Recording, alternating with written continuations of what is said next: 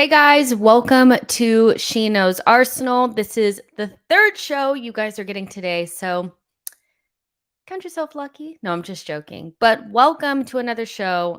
This is going to be a little bit different. I just want to have a little bit of fun. I just want to have a little bit of fun. I've been up since midnight creating content. And so this third show is just going to have to be something that we do a little bit of laugh and a little discussion, talk about how Arsenal got robbed because everybody's against us. Hello. So what we're going to be discussing is basically a couple of videos that I have compiled together off of the back of our win against Everton, and we can discuss what we've seen in this video. In these videos, it's basically reactions, and we can have a discussion on that. So make sure you guys like this video and subscribe to the channel. I want to remind you that I did a really fun podcast with Watson Hirschfield that came out earlier today, going over everything from the Everton game. Just it's obviously podcast form, so it's just a chat between him and I, and it was really fun. I'd never really met him before, but conversation was good. Um, and we went through everything from Raya versus Ramsdale to our depth in midfield, what our best midfield is, Martinelli's injury, how we compensate from that. Are we due to click at some point, or is this just a new way that we're trying to play? So we went through all the biggest conversations around the Everton game. So make sure you guys check that out. I know I'm usually live, so you guys are used to live content, but the pre-recorded stuff is okay as well. So make sure you guys check that out. It's also on audio podcast, so you guys can listen to it on Spotify, Apple, as well as Amazon. So get on that and support it because we worked hard on that shit, okay? But yeah, so we're going to go ahead and jump in. I know it's a little bit later than usual, but yeah, and let me know if you guys are actually getting notifications because I've been told by several people that you're not getting notifications, and if you're not, I need to message YouTube about that because it's like that's why you guys subscribe so you guys know when the shows are coming up. But obviously, off of the back of Arsenal's 1-0 win against Everton, everybody has something to say, everybody has a take, everybody has a thought. And so we're going to get a chance to react to some of those thoughts.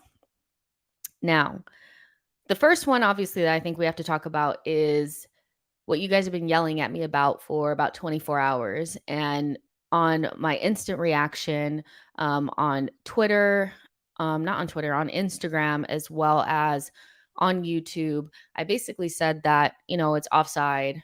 The Martinelli goal that was called back, it's offside. So it is what it is. Um, and everybody was yelling at me, it's not offside, it's not offside, it's not offside. And I didn't really understand what everybody was talking about because I was just like, well, you know, I guess the assumption was that Beto did not try to intervene or make a play for the ball. And there's confusion around whether he did or he did not. And so I wanted to show this video from Rory, who obviously makes tons of content, I think, on YouTube as well as on TikTok. I think he's really big on TikTok. And he is hell bent on the idea that Arsenal have been robbed on this. So I'm going to let you guys. A wonderful goal from Martinelli, lovely assist by Fabio Vieira. This is not offside. Now don't get me wrong, those lines are correct, and what Gary Neville's saying, that it's guesswork, it's not. There are enough camera angles that the lines drawn there are correct, and Eddie Nketiah is in an offside position based on those lines. That's not what I'm arguing with. The issue here is, Beto, for Everton, deliberately attempts to play the ball. At the other end, if you've not watched it, you won't understand, but Gabriel attempts to pass the ball backwards to William Saliba. Beto deliberately tries to play the ball and blocks it. The deflection takes it to Eddie Nketiah, who then plays it to Fabio Vieira, who plays it into Martinelli.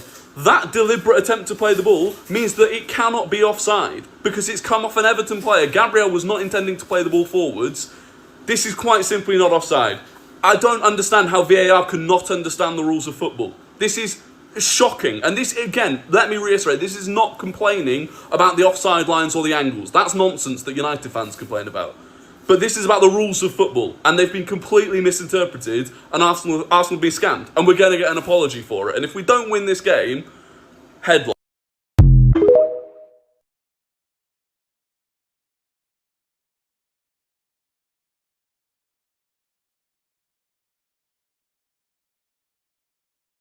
I was muted.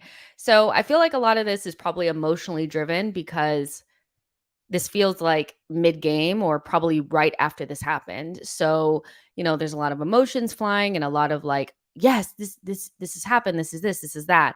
And the one thing that stands out to me about this call is that the call is really subjective, which a lot of calls are. So most offside calls, because it's just based on a line and they can draw the lines and the angles, end up being pretty objective because there's no way to really deny angles.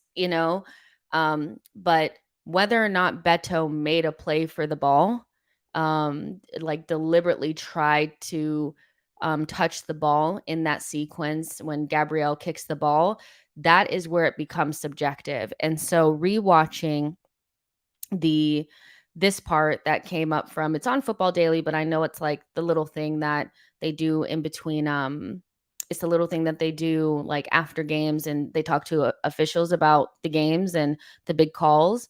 And yeah, so let's listen to what they say. With the decision reached, Dermot? I think it's a good call by the assistant because Nketiah's in offside position. He starts in offside position. He goes back.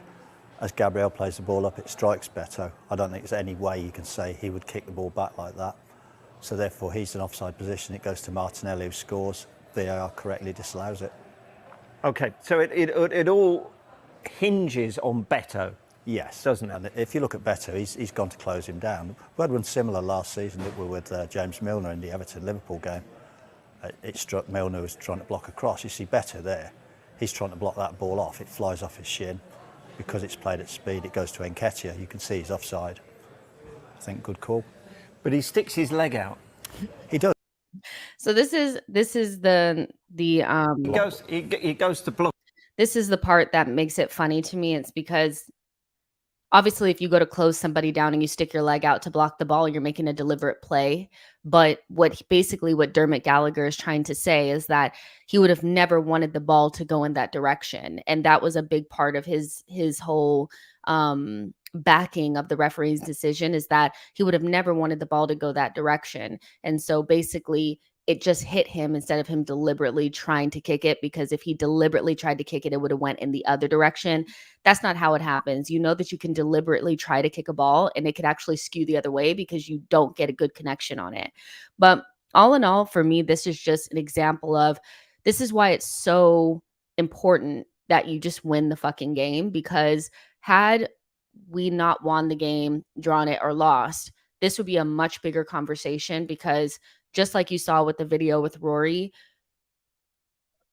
at some point, I think we just have to accept that a lot of these calls end up being subjective because not everybody sees things exactly the same. And unless it's the ball going over the line and whether or not it's a goal or offsides, a lot of these calls end up just being how they feel on the day. And that's how refereeing is, because not everybody thinks the same things. And so we're never going to get like the type of consistency that I think people want. In order to get that level of consistency, it has to be like robotic technology. It cannot be, because people have their biases, the way that they view things. I mean, some of us view things as a red card, but some people think things are yellow cards. Like, do you know what I mean? Everything can be looked at differently because things are subjective. And so this guy is sitting here saying that, if he would have made a play for the ball, it would have went in the other direction. But basically, because it went in the direction that Gabriel was trying to kick it, it just hit off of him. And then that's why. But on the other end, I do think that there's a level to refereeing that we've gotten to that we're just kind of doing a lot to call goals back. We're doing a lot to try, like there's really not much wrong with the goal. There's really not much wrong with the goal, so I think we're splitting hairs here trying to figure out a reason why to call it back, but winning the game alleviates a lot of these problems. And this is why I don't like to focus so much on refereeing decisions, because it's never going to be as consistent as people want it to be. You win some, you lose some. Sometimes they go your direction, sometimes they don't. And ultimately, if you do what you're supposed to do and you take care of business, for the most part, you don't have to rely on the referees to do their job, because we all know that they're not very good at it. So it was funny seeing that. And like, obviously, it was a really, really nice goal that I wish stood. But at the time, even watching it, I didn't celebrate because I thought it was offside from the beginning.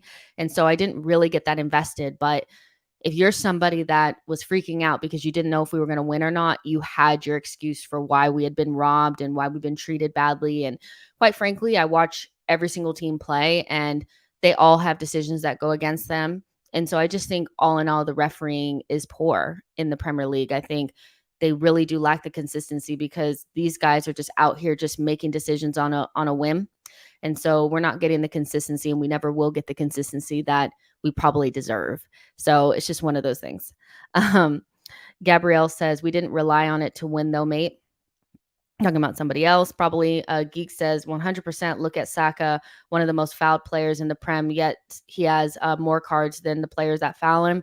And one of the things that kind of annoyed me was that, Saka had that challenge that Mikalenko had on him, and the fourth official, the touchline referee and the center referee, not a single one of those guys saw it. Like, that is very strange to me. But at the same time, it's not that surprising because they just are not very good. Like, that's just the truth. How do 3 referees that are standing there that could see right then, they're supposed to be looking in and around the touchline, like that is where the action is, and not a single one of them saw that Mikalenko just slid through Saka's ankle? Like, it's insane. But when you just accept that refereeing has always kind of been this way. If you've been watching the Premier League for forever, the only difference now is that they've added VAR, so it's under this guise of being more, I don't know, being more correct. But really the only things that they 100% mostly always get correct are whether or not you're offside by the line and whether or not a goal is like over the line. Like, those are the things that they pretty much get right all the time. But everything else is still subjective because the guy in the booth is still making decisions based on how he sees the game. And the only thing that kind of helps them out sometimes is being able to see it multiple times over. But it is what it is. I've seen better refereeing in, the NWSL. I've seen better refereeing in the Women's World Cup because they have to, first of all, they have to take responsibility for the types of calls that they make, because they have to go out there on the pitch and say why they called what they called, but there's definitely like a wall there of like anonymity, and like, I don't have to like own up to my mistakes. And then when you have like a Dermot Gallagher out there on Sky Sports or whatever backing your calls, then it is what it is, so it's one of those. Who cares? It's one of those. Geek says best league in the world with the worst officials. Not sure if it's corruption or ineptness. Actually, I lean more on the ineptness than anything else, just because as much as Arsenal fans, I do feel like we think there's a target on our backs. I've literally watched so many teams play and thought that they've been robbed too. So I'm not sure if it's just us. Hightower says, I'm not talking about Arsenal if use United as an example right now. So yeah, it's just one of those. Chris Daddy says, lied to us like we're the neighbor's kids and not hers. Gab, I know you guys are talking to each other. I know I said I wasn't going to do the show, but I decided not to flake because that's not a good thing to do. So sorry. But yeah, that was the first thing. So now this is just a little bit of a funny. I just wanted to show this to you guys. Here you go. It's offside. Oh, when Ketchuri's off? You're shameless. Did you see that? Horrendous. Did anyone just see that? He's just celebrated Arsenal getting a goal disallowed. Right. So let me just tell you guys right now, and I have to make this bigger so that you guys can see me.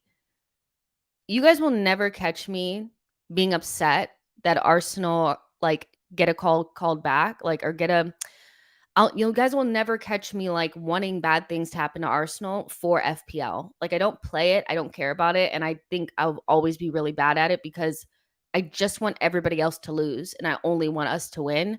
So there's no way for me to feel good about anything that happened on the day with football if it didn't entail Arsenal winning and everybody else losing. I don't care about any other players doing well except for ours. I don't care about any other team winning but ours. So you're never going to catch me sitting there going, yes, goal got called back because somebody on my FPL is on fucking Everton. Like, it's never going to happen. And like, I don't know how people get caught like this on like on shows and stuff, but I've also watched a little bit of this podcast like here and there, and they're so unserious. Like, they're so unserious. Like, I feel like they have like this Newcastle guy that comes on and says, like, on purpose, every single one of the Newcastle players is better than Messi or Busquets or somebody that's like obviously not, for clicks and like attention. But I did think this was funny because I do think there are some people out there that probably value their FPL just a little bit more than their club team. And it's lame because there's just literally no way that I could ever be excited about another team's player or anybody doing well. I'm just too tribalistic and I'm just too mean. So there's just no way. But yeah, that was funny to me, and I just wanted to show it to you guys because, like, yeah, I don't know. I saw it online and I was just like, what the fuck? Like, this is so great. Like, this is so crazy. Eric says sometimes VAR is against us, but in big moments VAR helps us. Let's see. And VAR helps us a lot. For instance, in the Garnacho goal, until today, I don't know whether it was offside or not.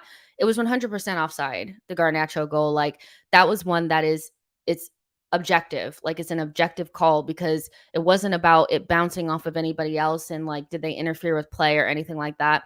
It quite literally was just as simple as, was he ahead of blank, blank, blank, put the lines down there, and he was just marginally ahead of Gabriel and Saliba. Like, that was it. So it was marginal, and back in the day, before VAR, like, that would have been a goal. But he was rightfully called offside, and that's why I do tend to like not want to focus too much on refereeing decisions, because you always count the times where they do you wrong, but you never count the times where they get it right and you benefit from it. The only time that I feel like 100% that I was irritated with VAR and I thought that they did us dirty was when they didn't put the lines up there. They actually didn't draw the lines against Brentford at home. And then when they also did not have a genuine angle to see whether or not Martinelli was offside. I think we were playing like, I don't know, we're playing somebody at home. I can't remember who it was, but Martinelli scored a goal. And they were trying to see if it was offside, but they didn't actually have a clear angle, but they just called it offside because they just guessed. And that annoyed me because I do feel like if you can't really see it, then what's going on? And he didn't actually call it offside in the on-field decision. It was VAR that decided that they thought it was offside, and then they didn't have a clear angle. And I thought that was dirty. I didn't like it. BX says, not everything on the internet has to be factual. It is entertainment nonetheless. Exactly. And like, for me, like, I understand entertainment value. You guys will see, like, with the next video that I'm going to show you guys, that like, I can take a joke and I understand how the business works because I'm in it. Sometimes, like, I clickbait you guys and try to get you guys to come in here by kind of spinning it a little bit so that it sounds a little bit more juicy so that you guys will come and watch, So, and not everything is serious, but at the same time, like, I still think it's kind of lame that, like, you're out there like, yes, Nketiah is offside. Like, come on, do a little bit better, Geek says, I empathize with that view just regarding tribalism. However, I can appreciate football being played well. That said, I do not like to see our rivals do well. And that's what I'm saying. Like, when it comes to Tottenham, Man United, Liverpool, sometimes Chelsea, Man City, kind of like, I don't want them to do well. And honestly, like, Spurs winning the way that they did ruined my weekend and made it more difficult for me to be happy about what happened to Man United, because I just want them to be miserable, period. But yeah, when I'm watching Forest play or Burnley or whatever, I can enjoy that for what it is, and I can really enjoy teams in other leagues that don't have anything to do with me. So yeah, but I do have a little bit of like that. I just want everybody else to do bad, and if everybody else could lose and we could just win, that would be amazing. So yeah. That's just what it is. Olufemi says, so he is literally saying professional footballer can't miss a pass, but that would have been a center forward goal when you close down a goalkeeper and stick out legs. So he's literally saying professional footballer can't miss a pass, but that would have been a center forward goal when you close down a goalkeeper and stick out his legs. Basically, all that Dermot Gallagher was saying was that he was just agreeing with the call and he didn't believe that Beto was actually trying to play the ball because of the direction that the ball went, and that he just believed that he was in the way when he clearly kicks his leg out. But ultimately, like, it's just, to me, it's never going to be something that we need to focus on, because if we will win, get like 99% of the games that we're supposed to if we just take care of business. Usually when you're complaining about refereeing decisions, it's because you didn't do what you're supposed to do, and now you're trying to find a reason to be upset. I.e. Man United. I think there's very few examples where you've done all that you could in a game and you kind of feel like you were done wrong. Very few examples of where you're like, this is why I lost the game. It's because of the refereeing.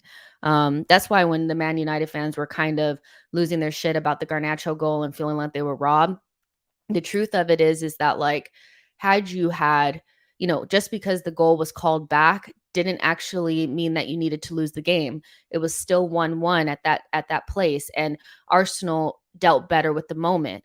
When Garnacho's goal was called back, instead of folding and crumbling because we were, I don't know, not concentrating or rattled because we almost gave the game away, we got stronger and kept our cool and scored 2 goals, where Man United actually crumbled and could have walked away with a draw, but they ended up walking away with nothing. So in the end of the day, they still have to look at themselves more than anything. And Maguire and Johnny Evans were not on the pitch when they gave up a goal 10 seconds after they scored their first goal.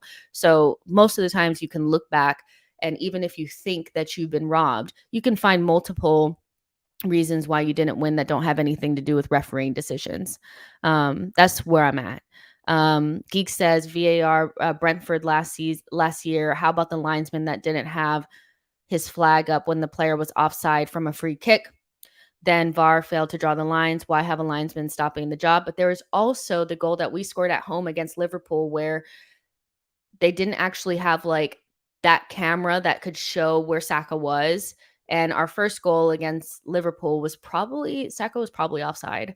So again, like, we get away with things too that benefit us. So, we just have to kind of, like, I think, accept it. That's just kind of how I am, though. Damien says big games coming up and we need performances: PSV, Spurs, Man City, Brentford, and Chelsea. Lots of big games, lots of time to talk about those as well. Nocturnal Gunner says Timber walking on crutches was nice, but we still got a ways to go for recovery. One thing that's kind of annoyed me is that because people are seeing him walking, you all of a sudden have In the Nose coming out saying he's going to be ready by November, ready by December. Can we not? Like, an ACL injury is significant, and maybe it is more of a 5-6 month instead of like an 8-9 month, but we don't know that. And the last thing we need is for people to be asking about Jurriën Timber in like February, trying to figure out where he's at.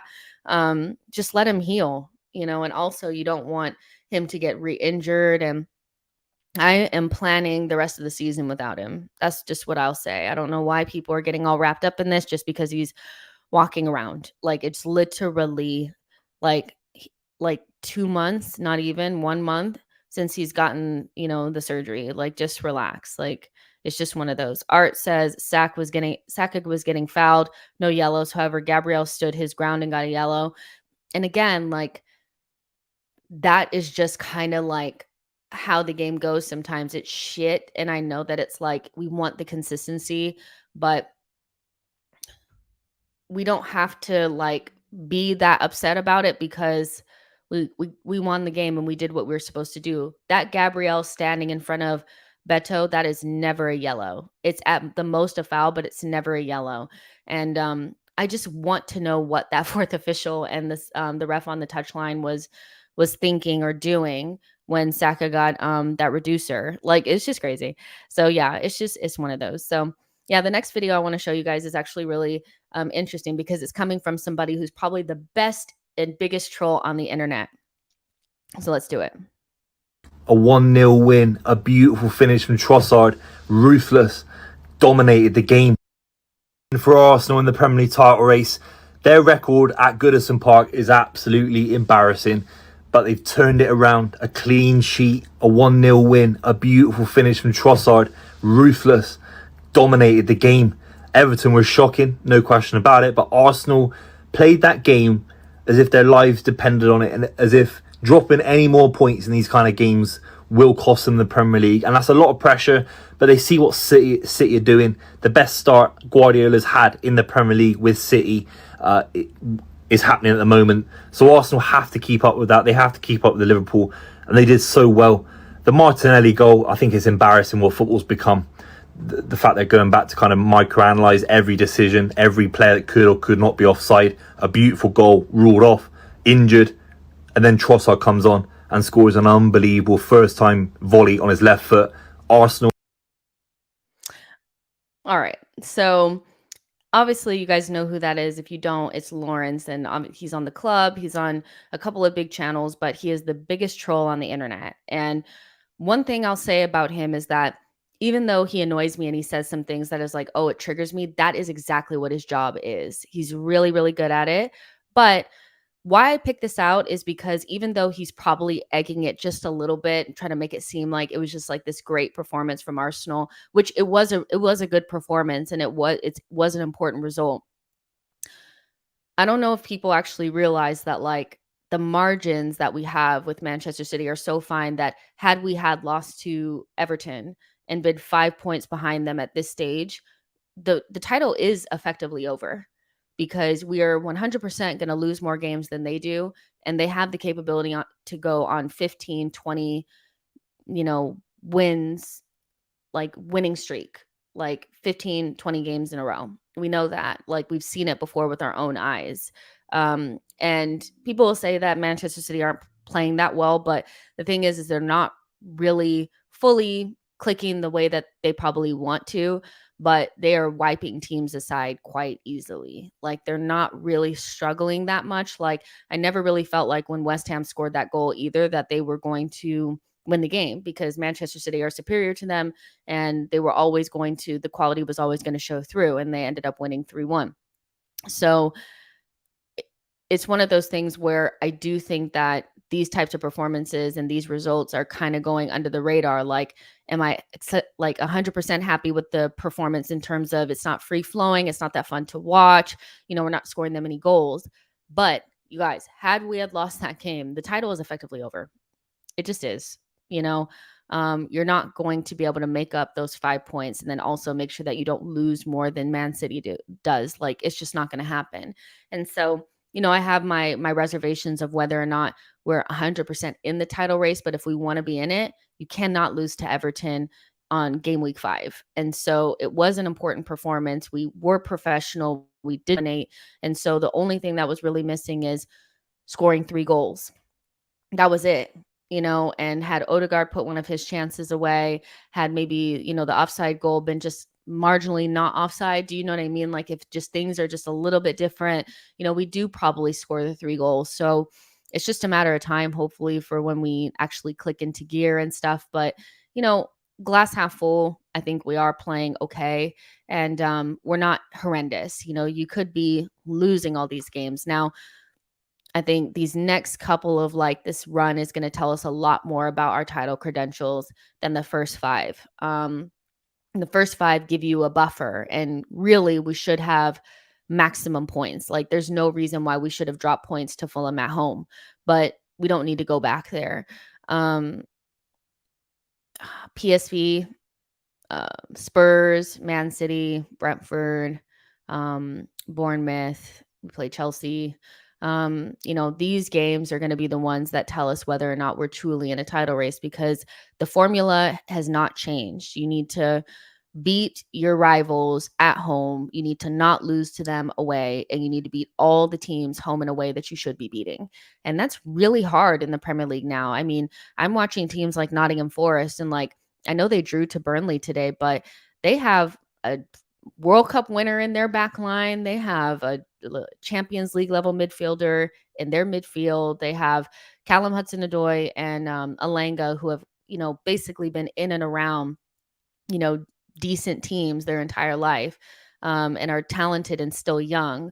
And players like Awani, who I think he has the most goal involvements since last season at a certain point. This is Nottingham Forest, and they're mid-table, maybe upper mid-table.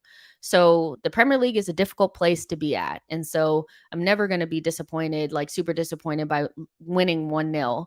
But the formula is still the same, guys. We have to beat everybody home in a way that we should be beating, beat all of our rivals at home, and do not lose to them away. That is the remit. That's how you win. And last season, I think the moment that we lost the title was when we lost to Man City at home. We gave them the encouragement because from that moment, they knew all they had to do was beat us at their place. That was it. They knew that once they did that, it was going to be over. And we never go to the Etihad and win. So basically, we handed it to them on a platter right then. And so if we want to be in the title race, we have to be able to put together that formula. But it is interesting that, like, you know, obviously he's a troll, but what he said was not incorrect. That was a big win. That was a good performance. We were dominant, and we did look like, you know, a team that was confident for the most part. It's just about putting that ball in the back of the net with those chances that we had. Geek says, more interested in the level of performance in the North London derby after we have played PSV. Can we match a fresh Tottenham and their intensity? This is the challenge of UCL and the Prem. Big Smoke says we should score more goals, just like random 5-0, 6-0 to close City's goal difference.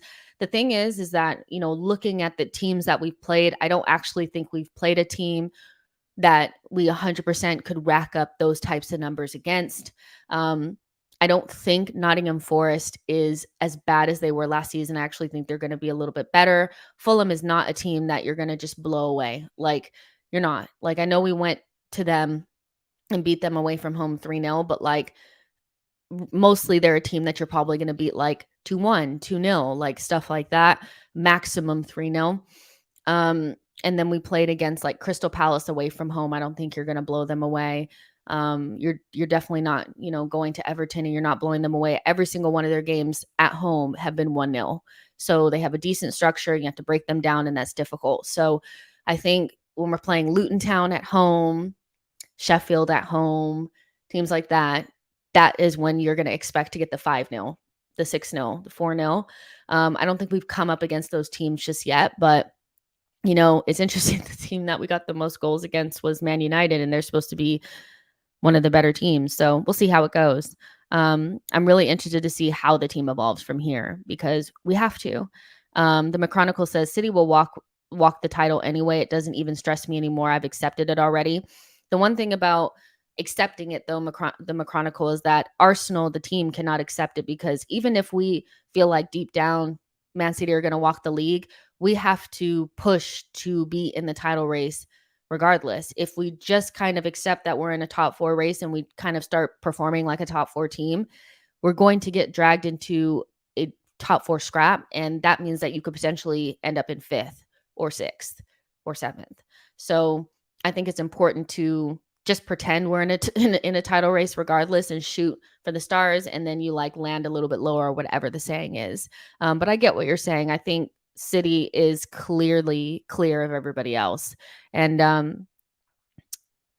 that is, it's a hard pill to swallow, you know, to watch a team and to know that you're not really close to them. I think, you know, we were playing in the Premier League at a certain level and we were near them or better than them, near them for the whole time. But they were also like playing in Champions League and being the best team in that competition. They won the FA Cup. You know, they're clear.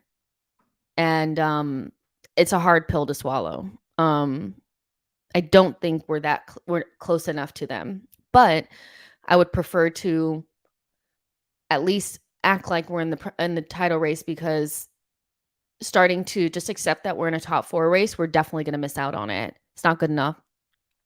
Boy says we are in a title race because that's left is to push for the title in the league. Mark says, I want Arsenal to be able to tally 4 or 5 goals even against good teams, which I think we're on the verge of doing. Kasim says Arsenal put all eggs in UCL. I don't know where we put all of our eggs because we haven't actually started playing in the Champions League yet. It's not really clear what we're prioritizing, but I think we should probably try to just do our best. But I don't think we're in the position to prioritize either one. We need to make sure that we maintain our Champions League status, and we have to make sure that we get at least to the quarterfinals and have a graceful exit from the Champions League. Like, if we go out in the group stages or in the round of 16 to some booty team, like, it's going to affect us. Like, we need to make sure that we make a good showing this season, even if we're not winning the Champions League or the Premier League, which for me is hard to say that we have to, because Man City is there. To pretend like they're not there and like we should have this divine right to win something where there's a team that's clear of us is kind of hard to say. But we need to be in the conversation, and we cannot be going out of cup competitions with a whimper. If we go out in cup competitions, it needs to be to teams that are better than us. And there's not that many teams that are that much better than us. So that should mean that we should go far. And we need to have the right mentality. Harry says, oh, Harry, hello. Says, we can push them this year for sure. We've started a bit slow, but I see that as a good thing. So much more to come from Saka, Rice, Jesus, and Gabby. I think we go all the way this year. You're always like the most positive. But yeah, like, we have a good, strong squad, I think, to take us a lot farther than where we were last season in terms of multiple competitions. So I'm excited to see what we'll do.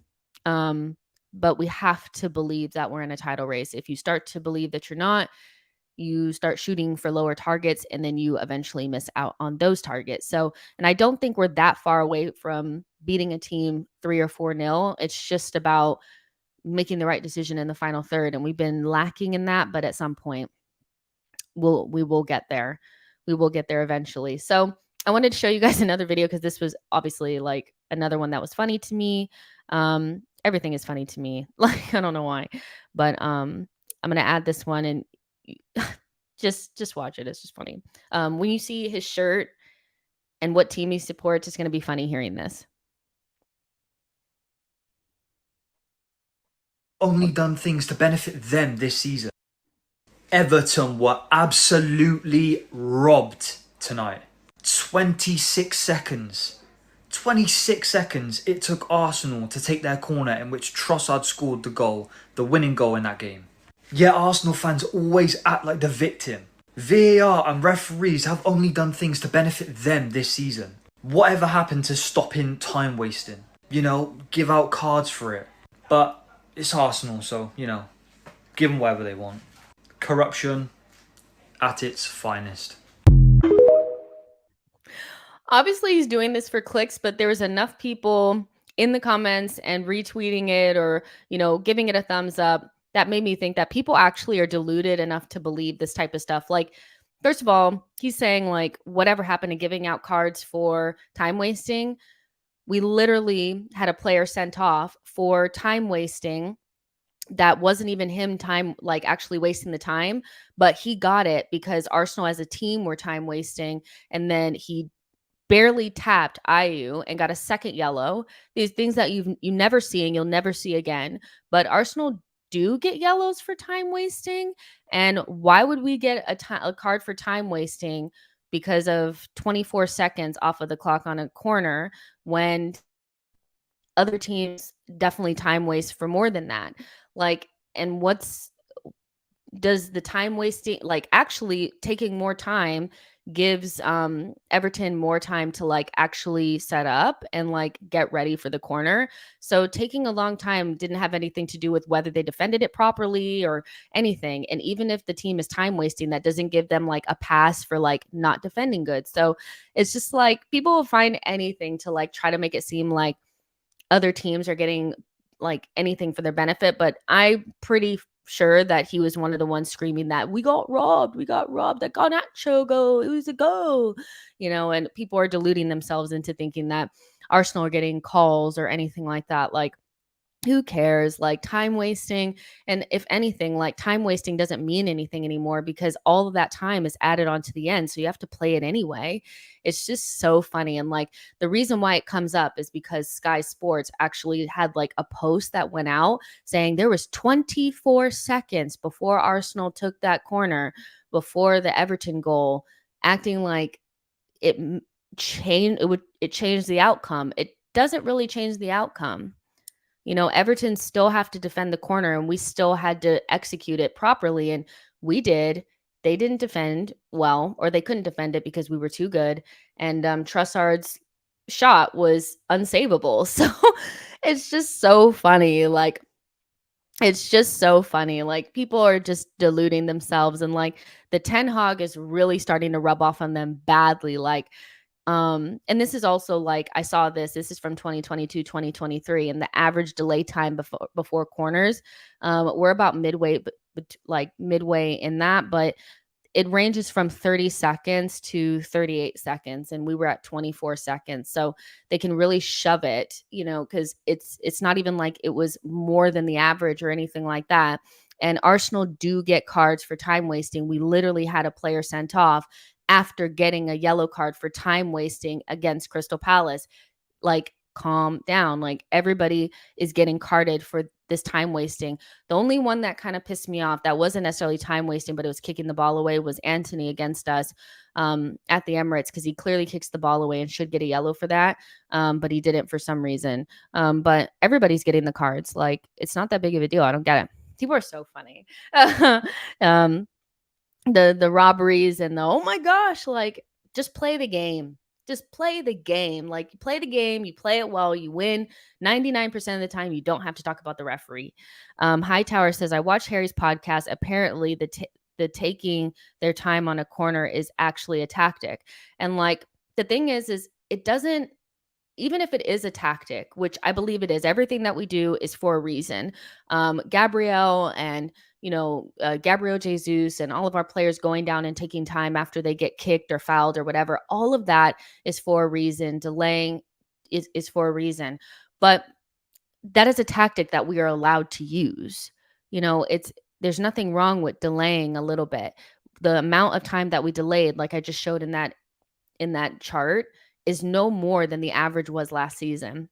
And yeah, the referee didn't give us a yellow, but he probably didn't give us a yellow because it probably wasn't that much time. And it was only picked out because people were upset that we got the goal. Like, that's all it is. Like, it's so funny. But yeah, like, everything that Arsenal do in terms of set pieces, and, Arsenal take a long time to throw the ball in.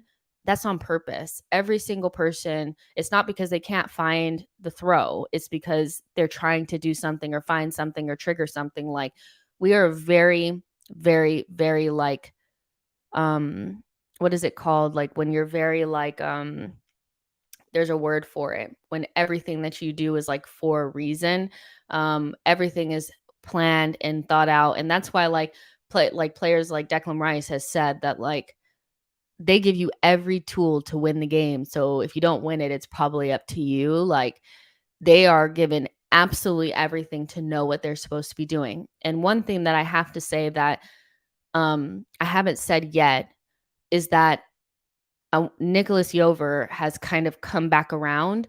Almost all of our goals this season have either been from first phase or second phase on a set piece.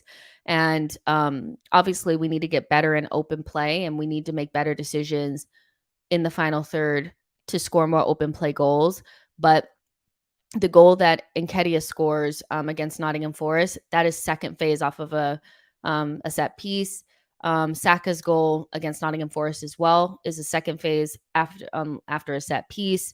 Obviously, our goal against Crystal Palace is a penalty. Against Fulham, I'm trying to remember. One was a penalty, and the other one, I can't quite remember. But I do, like, I know it was Fabio Vieira to Nketiah.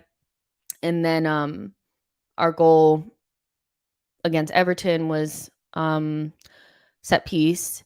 Our goal against Man City in the Community Shield was a set piece, our corner. So yeah, we definitely have been using that. Against Man United, obviously, the Declan Rice goal was off of a set piece.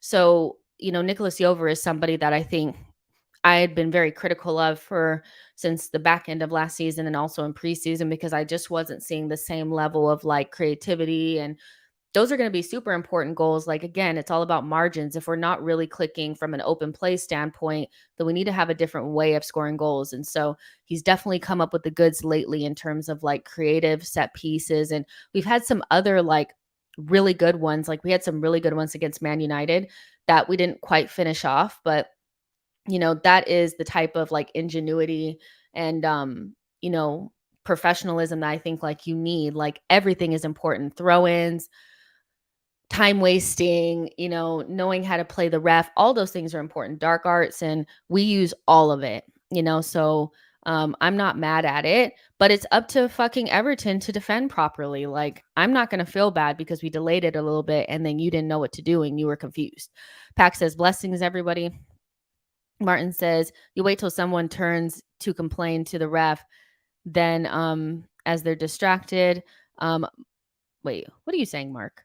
Or Martin, you're saying you wait till someone turns to complain to ref, then as they're distracted. Mark says, we're so close to breaking through the scoring waves. We get Partey and Martinelli back, give Saka at least a little bit of rest. Fabio Vieira is coming good, and get Jesus back to 100% and look out. Yeah, I think it's just a matter of getting those patterns of play going again, and not putting so much emphasis on Saka and Odegaard. They're doing a really good job right now of shutting down our right-hand side, or putting a lot of bodies over there to stop them, and it's working. Like, it's making their job a lot more difficult because we don't have as much of a threat on the left-hand side, and our center forward, unfortunately, is kind of easy to corral. Like, two center backs can pretty much shut Nketiah out of the game. And so you need to have somebody like Jesus that they're a little bit more afraid of, that will come a little bit deep, will run, beyond them, and have a little bit more variety to his game. So it's not so easy of a day, as I don't think the Everton defenders actually had a difficult day with Nketiah. And I know that sounds harsh, but getting Jesus back into the team and figuring out the best combination on the left is going to give us more balance. And then they won't just be able to stick 4 or 5 guys on Saka and Martin Odegaard, which is kind of what they're doing now, and it's working. Saeed is saying, laugh out loud. Why would we try to waste time when we're trying to win the game? I believe it was still 0-0 at the time. The thing about it's like, it's not necessarily time wasting. It's we were trying to delay it for a certain reason. So maybe there's an element of like, if you delay it for a certain amount of time, like after you delay it for a certain amount of time, then they lose concentration, or who knows what the reason for our delay is. But we were not time wasting so that the clock would run out. There's a difference between delaying because it's a part of your set piece and there's some sort of bit of data that tells you something about the other team when you delay, versus time wasting so that the time will run out. There's a difference, and I don't think like Arsenal's intention at 0-0 would not be to waste time. So you're right about that, but there's always like these weird ass things that people make up about Arsenal. That's like, did you actually say it out loud before you said it? Because it actually makes no sense. Like we would not do that, but people just are getting really riled up about like scoring in the last minutes of games. Like Arsenal do score a lot of goals in the last, beyond the full time and like going into extra time, but other teams are trying to do that as well. So they're not complaining as much. Right. And so when they're doing it, it's fine. But when we're doing it, it's like this big thing. And it's like, doesn't make any sense to me. Let's see. Boy says, I'm sorry, but if our right side hasn't clicked yet, then I'm surely gonna be X-rated football when they do. Their combinations with each other versus Everton were fantastic to start to finish. And here's the thing, it's like, if I say that I don't think Saka and Odegaard are playing at their best, what people are hearing is that they're not very good, or they haven't played well at all, or they're crap. And there's a distinct difference between saying that somebody's not playing at their best and a player's not playing well. And all I'm saying is that I don't think Odegaard and Saka are playing at the best of their ability, not because they've fallen off of a cliff or, they were never really that good, but just because like we have a lot of emphasis on that side. They're getting kicked a lot. They're putting a lot of bodies on that side. And right now we don't have an answer on the left, so they can kind of do that and make it really difficult on them. they're so good that they're still getting the assists and the goals, and they're still influencing the game. They're that good where you can't really stop them. But we know when we're watching like an unplayable Saka and an unplayable Odegaard, we haven't quite seen that yet. And I don't expect them to be perfect in every single game. Like, my expectation of players is not to be perfect every single game. But if I don't think that somebody's playing their best, I will say it, but it also doesn't mean that I'm saying that they're not playing well. And it's not that I don't think Saka and Martin Odegaard have clicked. Like, I think our attack as a whole hasn't clicked to a point where we're scoring free flowing. And that doesn't necessarily mean just Saka and Martin Odegaard. That means Nketiah, that means Jesus, that means Fabio Vieira, that means Kai, Martinelli, and Trossard. It's everybody that plays in those attacking positions. So we haven't clicked from an attacking standpoint. It's not just Saka and Odegaard, but also I don't think Saka and Odegaard are at their best yet. I don't think anybody in our attack has really reached anywhere near the levels that we know them to be. But they're good. They're good players. Like, they're still influencing the game. They're that good. Like, some people would die to have the type of games that Saka and Martin Odegaard have when they're not 100% on it. That's 10 times better than what they could ever, dream of. So yeah. John says, it doesn't matter how we win. What matters is we win a major trophy. I've witnessed 2007-8 season when we played the best football I've ever seen, but we finished third and empty-handed. Yeah, I think it depends. Some people are very adamant about, like, the Arsenal way is to play beautiful football, and they don't want it if it's not beautiful. I tend to be a little bit more like, if we won every game 1-0, I'd probably be okay with that. Like, I'm really not, I love beautiful football, but I love winning more.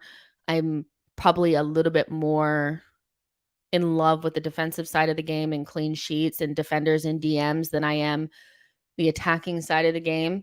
And so for me, it's been painful watching Arsenal for the last 15 years because we've never prioritized our defense. Like, Arteta has started to do that, obviously. So I'm not talking about Arteta, but before that, it was just like everything was a backdoor wide open and we were playing beautiful football, but we weren't doing the things that win you trophies. And you cannot win major trophies without a fantastic defense. It just doesn't work. The best teams always have one of the best defenses. They have the best goalkeeper, they have the best back four, and they have a DM that is fucking unplayable. And that is what we had with the Invincibles. We had an outstanding back line. We had one of the best goalkeepers. We had Vieira and Gilberto sitting in front of that back line, and it was fantastic. And ever since then, nothing was ever, we never prioritized that. It just was like, fuck defense. We're just going to play pretty football, and pretty football and loads of goals will get you top four. It will. It will get you top four. If you can score more goals than other people, play good football, you will get top four, but you won't win anything. And I think that was one of our bigger issues last season is we played the pretty football and we definitely scored loads of goals. But when it came down to it, we didn't have the metal defensively to get the job done. And so I would sacrifice 10 goals if that meant that 10 more goals wouldn't go in the back of our net.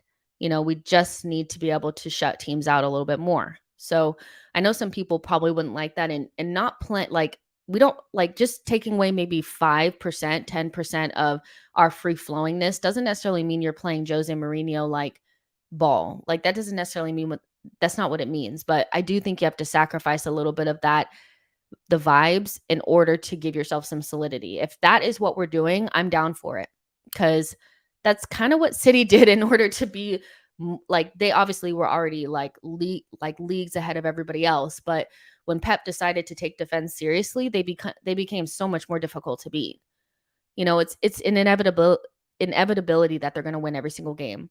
Not because they're the most free flowing, but because they have an inevitable goal scorer and they have a defense that's impenetrable. And that's just, that's how you win shit. Martin says attack wins games, defense wins titles. I agree. Boy says the Invincibles were still taking lessons from George Graham's Arsenal. And that was kind of for me, the best combination of a team is Arsène's attacking and George Graham's like pragmatism, and you put it together and you created like the best combination of a team. When you go too far in either direction, I don't think you're getting the best. But one thing you cannot not have is a good defense, period. It's hard to get the balance right, but I think Arsenal were close to it, especially when we had Saliba and Gabriel back there. But once we lost Saliba, that was it. It was just finished. It's just done. Martin says, what happens when they get regular 8 out of 10 performances? You mean like Saka and Odegaard? What happens when they get regular 8 out of 10 performances? Even if you're talking about Saka and Odegaard, we win all of our games when they give us 8 to 10, or 8 out of 10 performances. They're just so good. Like when they're performing at the peak of their powers, they're unplayable. And like right now, they're probably at like 6s and 7s, which is not terrible. And when I say 6s and 7s, I'm not talking about like when like media people say it. I mean like when we're doing our ratings and we're like, 1 out of 10, they're probably at about 6 or 7s. I gave, I think, both Martin Odegaard and Saka both like 6s or 6.5 against Everton.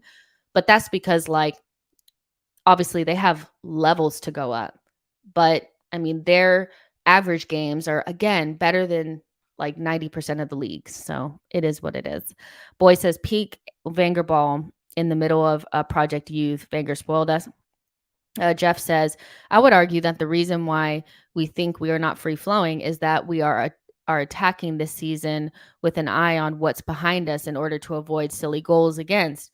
And that's important because last season we kind of just threw the sink at it. Like we were very, I would say there was maybe a little bit of a naivety there, like in terms of we were just having so much fun and we just backed ourselves so much to score the goals that we just we didn't leave the back door open, but we just knew like Saliba and Gabriel were back there to clean things up. And so we took a lot of risks. Like a lot of times we had like 6 guys in the attack. Like you have Zinni doing all this inverting. He's all on the right-hand side. He's in the right half space. He's in the left half space. I mean, we were fun to watch and we were doing a lot of things, but ultimately we gave up way too many goals. And so, yeah, I can see them wanting to not be as risky, and the goals will come eventually. The goals will come eventually. Like they will come. But I hear what you're saying because we gave up so many goals that we should not have, and they just came from sometimes just being silly. So yeah.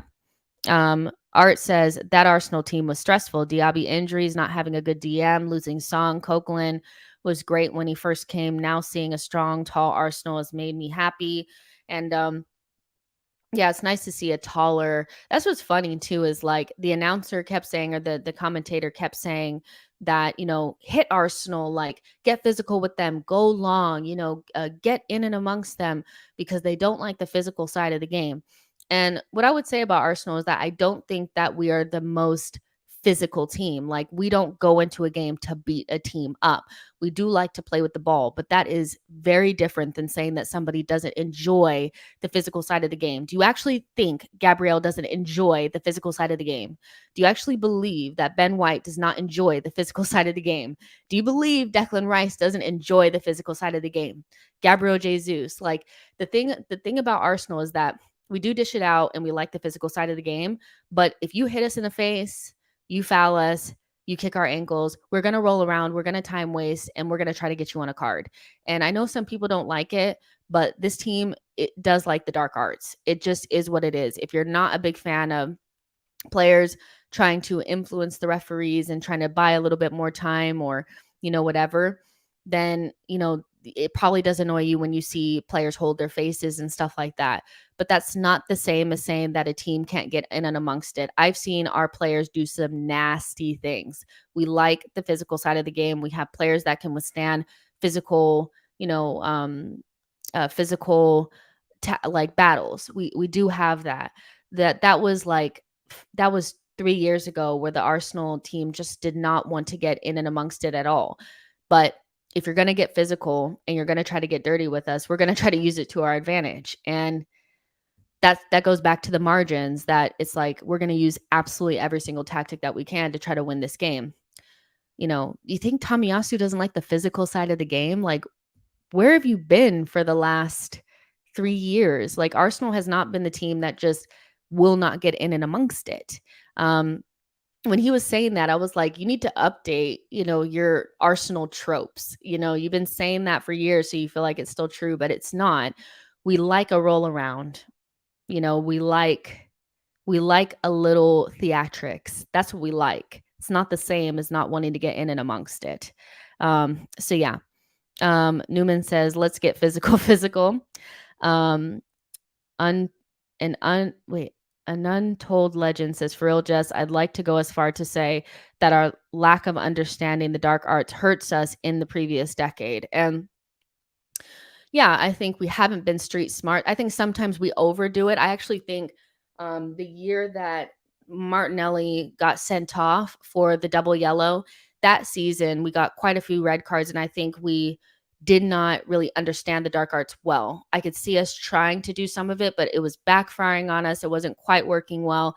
But now it's just a part of our game, and people think, Saka and Gabriel and these players don't like the physical side of the game. They do. I mean, I've seen Saka do some dirty stuff, and Saka is not somebody who's not physical. He's not somebody that just gets thrown around, but he is going to try to influence the referee. So he's going to go down if you tackle him hard enough. So it's one of those things where it's like, if you're going to try to, like, if Everton are going to elbow and get physical and stuff like that, and that's what the commentator wants, and he's saying that, then you have to expect the other team to try to use that to their advantage. And what does that look like? Holding their face, going down, trying to influence the ref, and wasting a couple of seconds. I don't like it when other teams do it to us, but when our players do silly things like foul people unnecessarily and then they hold their face and roll around for a little bit, I'm ultimately like, shit, why do we have to foul you? Like, don't foul. It's kind of a little bit like, Jack Grealish, he baits people into fouling him all the time. Like, it's a part of the game. It's a part of the game, I think. MD Agency says good discipline also wins games. Martin says, I was a fan when Thomas scored at Anfield. Boring. Arsenal and 1-0 to the Arsenal, got multiple trophies. We still played Merce and Rocky. Yeah, there's nothing wrong with a boring 1-0. There's nothing wrong with it. You do have to be able to put teams away. The thing about 1-0 is that you're always susceptible to the odd, oopsie. But if Arsenal could cut out the mistakes, we could actually lessen the amount of goals that we need. Towards the end of the season, we had to score 3 or 4 goals a game in order to compensate for our oopsies. So make less mistakes and you don't have to score as many goals, and it's not a big deal. So yeah. I think I'm just at the point now where I'm just like, with the team, I'm just waiting to see whether or not we can withstand playing in the Champions League and the Premier League, get the results. I think these next couple of weeks will show us a lot about where we are and whether or not the attack does look a little bit more potent, because even though 1-0 is fine, getting 2 goals here and there is fine, we do need to get to the point where I think we're putting teams away a little bit earlier. I think the goals are coming too late. So yeah, I'm excited to see what happens. Let's see. Boy is saying that I really like how effectively Grealish draws fouls. He's expert level. These are the dark arts. People don't like it. They feel like, oh, we're so embarrassing, but everybody does it. Everybody does it. It's a part of the game now. If you don't do it, you get left behind. And until there's like real repercussions from the referees, people are going to continue to use those little things to get those little margins.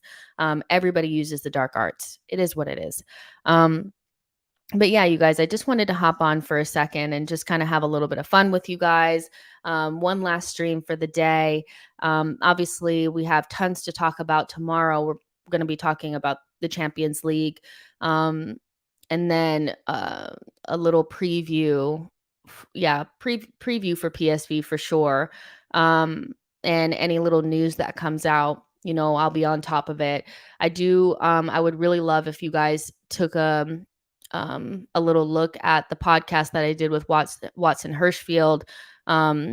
It's on the channel. It's pre-recorded. You guys don't really mess with my pre-recorded content that much, but I swear it's good. I know we usually do lives, but I would really love if you guys took a peek at it. Worked really hard on that. And we talk all about Everton, all of the big talking points around the Everton game we covered, and he's a really funny guy, and it's a really good podcast. So please, you guys, take a look at that.